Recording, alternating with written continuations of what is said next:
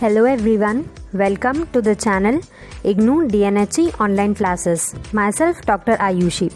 Till now we have studied units 1 and 2 of block 1. Now let's study the last unit of this block, that is unit 3, the macronutrients part 2, proteins and fats. Topics that are to be covered in this unit are introduction, proteins, fats, and we will revise the macronutrient using a revision chart, and at last we will discuss questions of this unit. Introduction. Macronutrients are those nutrients which are required in large quantities by the body.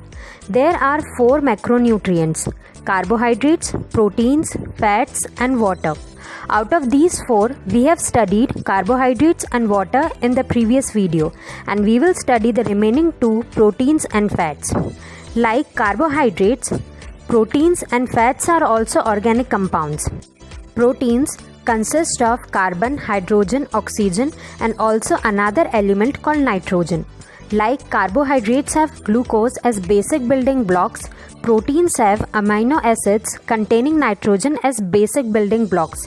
Amino acids are linked by peptide linkages. Several and hundreds or thousands of amino acids are strung together in specific strengths to form proteins. Proteins are built up of 22 different amino acids. Out of this, 8 amino acids cannot be manufactured by body and must be supplied by diet, are called essential amino acids, and the remaining 13 can be manufactured by body, are called non-essential amino acids. For synthesis of body proteins, both essential and non-essential amino acids are equally important. This is list of essential and non-essential amino acids. Learn by heart at least 5 names of amino acids from both the categories. You will also find this list in the book. Next is food sources of proteins. This includes milk and milk products, flesh foods, eggs, nuts and pulses. These all are particularly rich in proteins. Functions of proteins. Bodybuilding function. Proteins break down into amino acids which are used for building new tissues and for the replacement of worn out tissues. They help in growth and maintenance of the body. Second is protein acts as regulatory and protective substances. Enzymes and some hormones are protein in nature. These are chemical substances which are essential for the regulation of vital body processes like metabolism. Antibodies which protect the body from illnesses are also proteins. Third is proteins acts as carriers. Some proteins acts as carriers and help in transportation of substances from one place to another. One example is hemoglobin. It is a red colored protein containing substance present in blood. It carries oxygen from lungs to various body tissues and carbon dioxide from body tissues to the lungs. Fourth is energy giving function. Proteins can be broken down in body to release energy.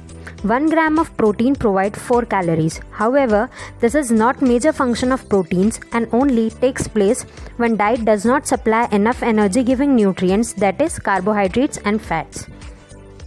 Next is digestion, absorption and utilization of proteins. Dietary proteins consist of proteins and small and large chains of amino acids. Digestion of proteins takes place in 3 steps. Firstly, proteins are broken down to form small and large chains of amino acids, and they are further broken down to the basic units, that is amino acids. Digestion of protein takes place in stomach and small intestine. Since saliva does not contain any proteolytic enzyme, that is protein digestive enzyme, gastric juice, which is a secretion of stomach, contains a proteolytic enzyme known as pepsin, which breaks down protein into small amino acid chains. These partially broken proteins are released into small intestine. Here, further digestion takes place in 2 steps. First is breakdown of partially digested proteins to smaller amino acid chains. There are several proteolytic enzymes collectively called proteases present in the small intestine, which act on partially digested proteins and convert them to even smaller amino acid chains. Second step in this breakdown of amino acid chains to amino acids. Another group of proteolytic enzymes known as peptidases act on amino acid chains and convert them to their constituent amino acids. After digestion, amino acids are carried by the blood to the liver. Here, amino acids are used in three ways. Some of them are used for building body proteins, some are retained in liver, and rest enter the blood circulation as amino acids. Some of them remain in circulation and others are taken up by body tissues for protein synthesis whenever needed. So, this was all about proteins. Next is fats. Fats are compounds of carbon, oxygen and hydrogen. The term fat includes both fats and oils and it is insoluble in water. The constituents of fats and oils are fatty acids and glycerols. Fats are composed of many triglycerides. Triglyceride is made up of one molecule of glycerol and three molecules of fatty acids. Fatty acids can be classified in three categories: shorter fatty acids containing 10 or fewer carbon atoms, long chain fatty acids contains 12 to 20 carbon atoms, and very long chains of fatty acids contain 20 or more carbon atoms. Fatty acids having as many hydrogen atoms as the carbon chain can hold are called saturated fatty acids, and fatty acids having capacity to accommodate more hydrogen atoms, that is, some hydrogen atoms are missing from carbon chains, are called unsaturated fatty acids. There are two fatty acids which cannot be synthesized in body and they have to be provided in the diet, are referred to as essential fatty acids, and both these fatty acids are unsaturated in nature. Food sources of fats. It includes all common fats and oils like ghee, vanaspati, mustard oil, coconut oil, etc. They are almost 100% fat. Other foodstuffs like milk and milk products, nuts, oil seeds, eggs, flesh foods are also fat-rich foods. Functions of fat.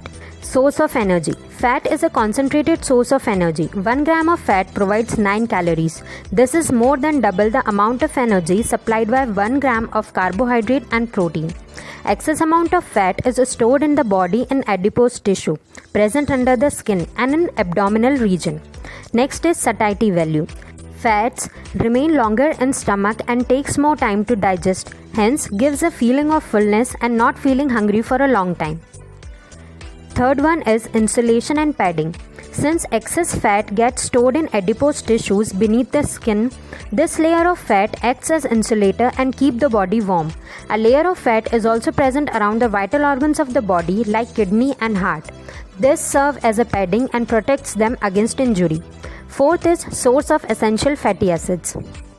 Fats serve as sources of essential fatty acids which have important functions in our body.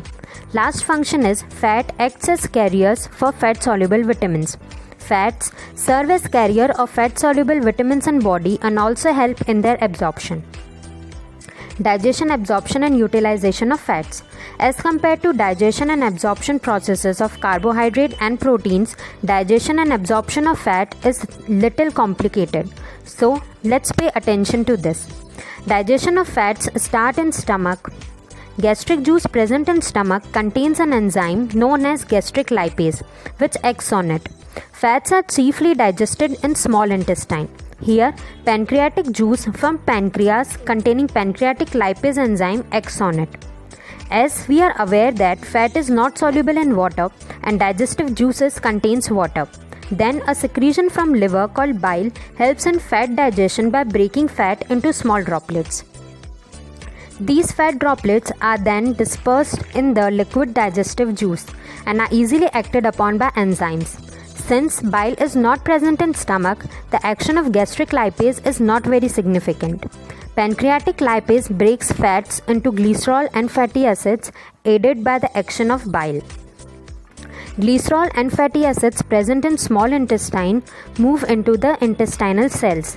But fatty acids cannot enter the intestinal cells as such. So, the bile salts present in bile disperses the fatty acids into small, tiny, water-soluble units called micelles, which can be easily moved into intestinal cells.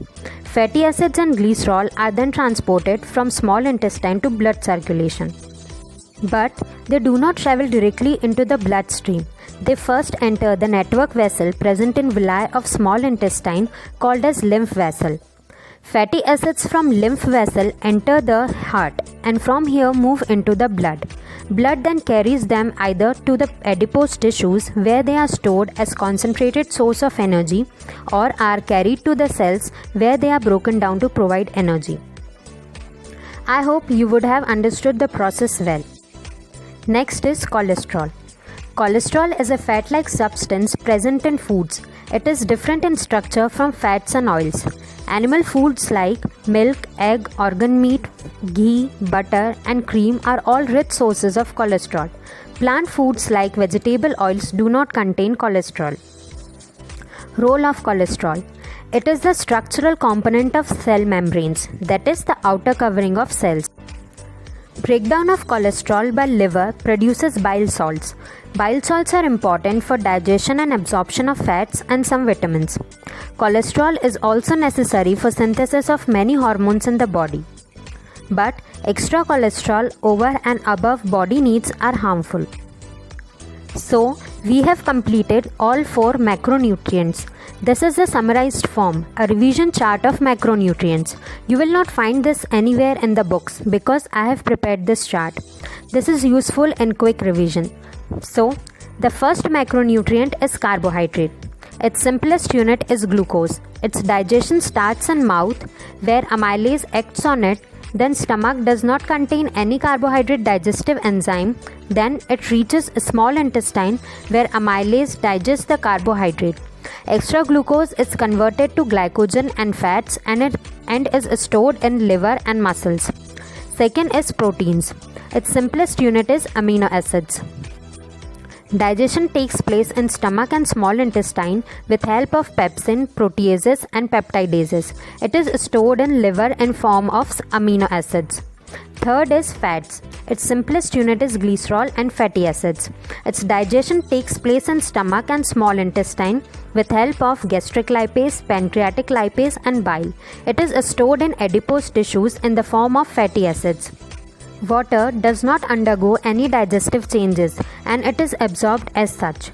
This chart will be helpful for you. So take its screenshot or note it down in your notebook. So with this, we have completed Unit 3 and also Block 1.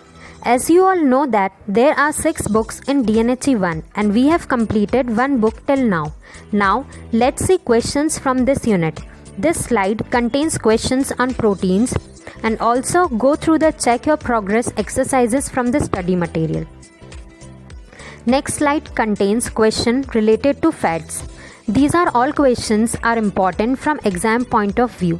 So go through the study material and read these units from the book. If you have any doubts, you can ask me on Telegram or WhatsApp group. You will find the link in description. From next video, we will start Block 2 and Unit 4, that is vitamins.